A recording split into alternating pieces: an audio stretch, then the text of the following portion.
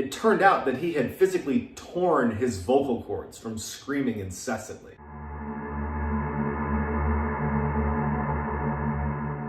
In the height of World War II, Russian scientists wanted to find a way to keep their soldiers awake longer.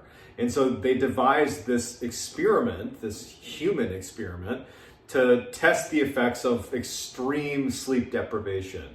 And so what they did is they rounded up 5 prisoners of war and offered them their freedom if they went through this experiment, which I can tell you went sideways. And so the way it worked is they were going to be put inside of this sealed gas chamber that continuously was going to administer this stimulant gas. It was an experimental stimulant gas. This is not something they knew much about, but they were fairly confident that it wouldn't kill them and that it would keep them awake.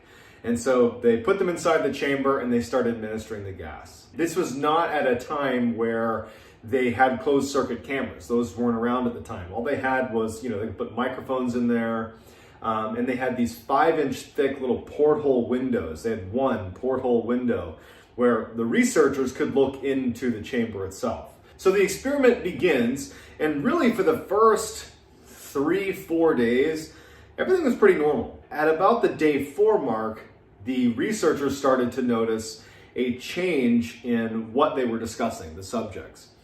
It went from kind of small talk over those first few days to fairly dark. They started talking almost exclusively about traumatic events that had happened to them in their life. And around the day 4 mark is when the subjects started complaining about being in this test at all.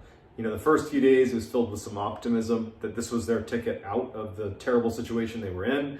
And then it really turned into, this is a terrible situation. I think it was around the day 6 mark, the subjects stopped talking to each other completely. They became paranoid of the other subjects, and they went to their own sections of the chamber. And in the chamber, they had places to sit. There was food, there was water, there was a bathroom. There was books in there to read. They kind of took up space inside of the chamber.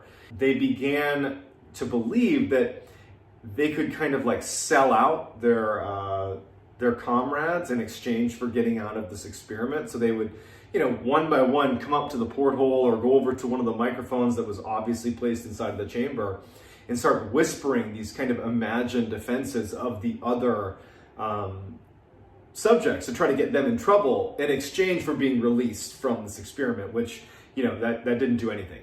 The researchers, they didn't care what they said. They just listened and watched. After 9 days, the experiment took a significant turn for the worst.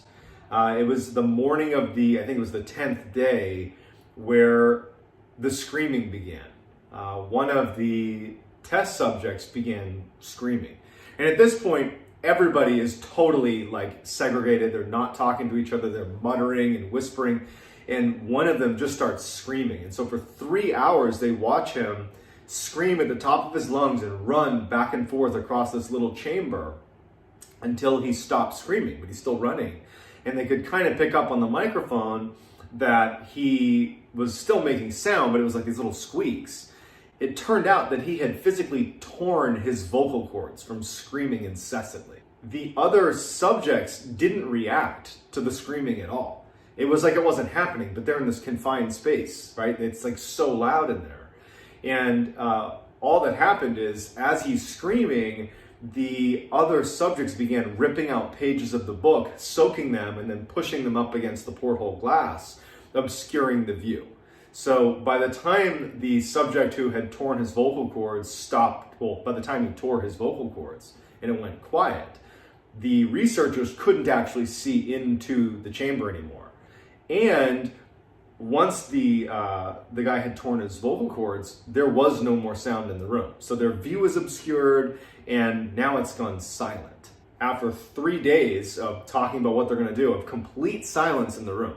They can't see in, it's silent. They're monitoring the oxygen levels in the room, and based on oxygen consumption in the room, apparently they could tell that there were people in there, probably at least 4 or 5, that were breathing oxygen because it was being consumed.